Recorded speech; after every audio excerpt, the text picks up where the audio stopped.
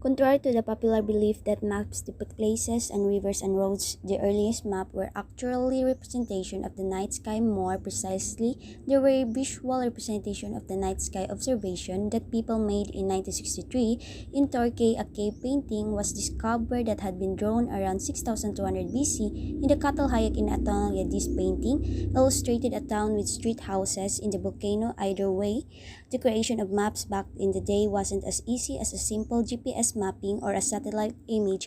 It was even more complex and difficult to achieve. The first known map is from Babylon and was made in 600 BC on a clay tablet. It represents the interpretation of the world known to man at the time. There are multiple speculations about the map.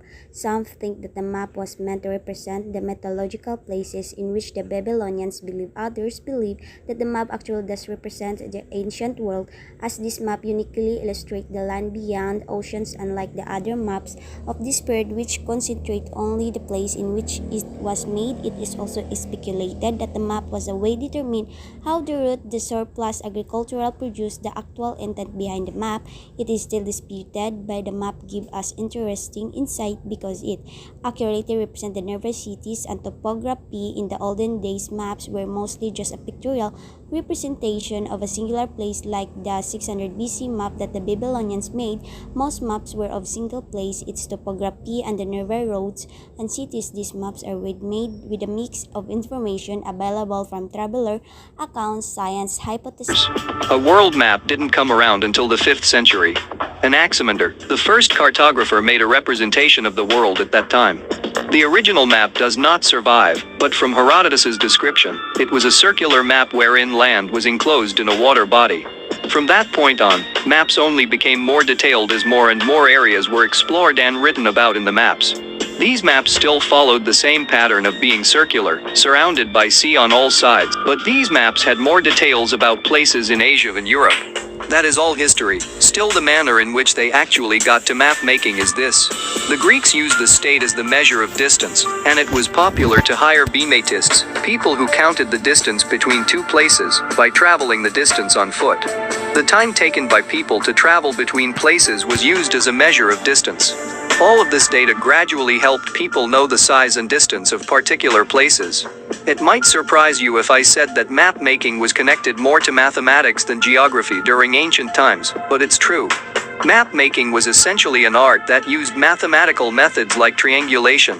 If you know the angles and distances between places, it was possible to calculate the distance between them. This was the most commonly used technique during those times. This method of triangulation is still used today, but in a far more sophisticated way. Ptolemy created a map of the world in the 2nd century AD, using the longitudes and latitudes that we still use today. Ptolemy's work is similar to Eratosthenes' map, but his work is more recognized, due to the fact that he not only made a map, but also wrote a book about how he drew the map. His work is based on the work of his predecessors, but his book on geography is extraordinary in the sense that he explained the stepwise procedure to drawing the map, so that people could replicate the map-making technique anywhere.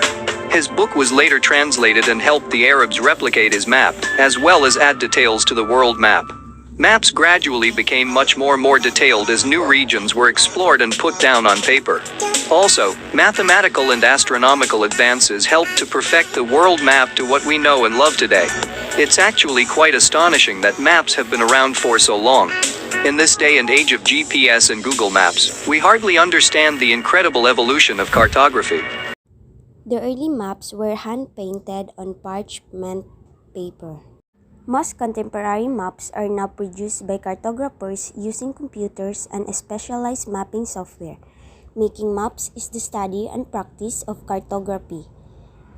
Digital systems that can create dynamic, interactive maps that may be digitally modified have supplanted the traditional analog techniques of map manufacturing.